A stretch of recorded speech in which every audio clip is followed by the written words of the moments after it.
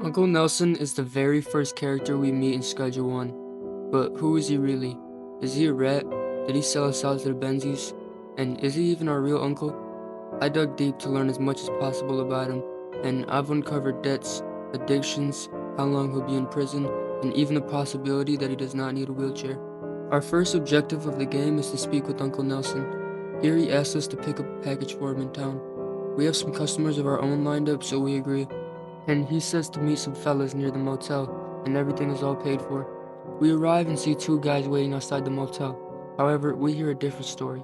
These guys say the package we're picking up is in fact not paid for, and what's worse is Uncle Nelson even owes them money. This is completely different from what Uncle Nelson said, but they say he's been good on his word, so they'll let us slide this time. But not before warning us that if he doesn't pay, we'll be next in line. So, how could this situation happen? Why would Uncle Nelson tell us it's all paid for when it wasn't? Well, there are some interesting conspiracies here. First theory is that Uncle Nelson uses his wheelchair accident and his nephew to do free, dangerous labor. We know that the Benzies and Uncle Nelson have history. However, whether it's good history or bad history is unknown. Uncle Nelson does seem to know and have a contact with the Benzies, but is in debt to them, and was recently arrested. So this could cause a problem to the Benzies. Since Uncle Nelson is in jail, he can't run his operation, and therefore likely can't pay off his debt, it would make sense for his loan to pass on to us, his family, if it remains unpaid. Depending on the debt, this could pose a huge problem for us later on. If Uncle Nelson's debt is severe to the point where he can't step into town without being in danger, it makes sense for him to fake an accident and use his naive nephew to do all his dangerous dealings. Now, remember what the two guys outside the motel said. If he doesn't pay, we'll be next in line. And the minute we arrive in the new town, Highland Point, our RV blows up, and we get a note from the Benzies saying to stay out of their territory. Stay out of my territory. Now, when the RV blows up, most people are thinking it's because the Benzies want us to leave. But what if it was part of a deeper scandal? We know about Uncle Nelson's debt. We know his drug operation is likely currently closed. We know he might be struggling to pay off his debt, lawyers, and medical bills.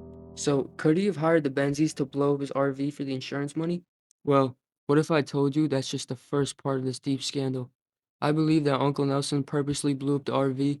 I believe he told the Benzies where we are, and I also believe he wanted us to die in the explosion. Whoa, whoa, whoa. Slow down. You can't mean to tell me that Uncle Nelson, the consigliere to our drug trade, is really preying on our downfall. Well, if you were in Uncle Nelson's shoes, you might do the same thing. Uncle Nelson is facing some serious charges. I mean, selling weed alone could get him 5+ years in jail, not even considering his other crimes.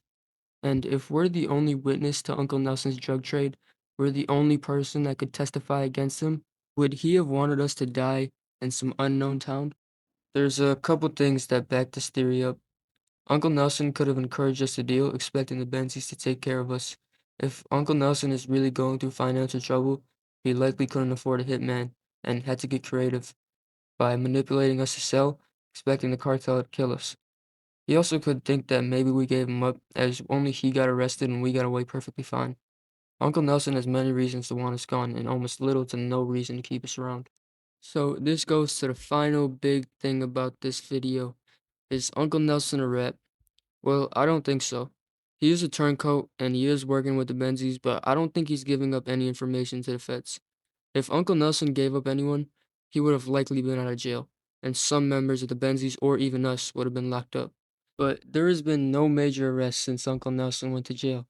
He likely would kill us if we ever testified and probably did blow up his RV for the insurance money, but I do not think he wanted the cartel to kill us. As much as you'd like to say you built this drug operation on your own, without Uncle Nelson, none of this would have happened. I mean, the first person you need to meet to start your drug trade is Uncle Nelson's contact. Would have never been in this position if it wasn't for Uncle Nelson, and unless he's playing the long game with killing us, I'd be really surprised if he killed us after all this time. I mean, think about it. Why would he want us to sell if he was worried we'd testify? If Uncle Nelson really looked at us like a liability, he would have killed us the minute we left town. The fact that he encouraged us to sell means he's likely not worried about us getting arrested and saying his name. So he's not worried about us being a snitch. He might be a double agent though himself. I don't think he's snitching to the feds, but he's definitely giving information about our operation to the Benzes. And we know he's has a relationship with the Benzes because he gets pseudo off them. So this motherfucker really playing both fields. Yeah, I've been watching way too much Snowfall today. But I turned 19. Oh my god, I just turned 19 right now. Holy shit, November 20th, 12 o'clock. I'm 19 years old. I need everybody to say congratulations on being 19 years old. Holy shit. But yeah, I'm gonna go celebrate my birthday. Peace, y'all.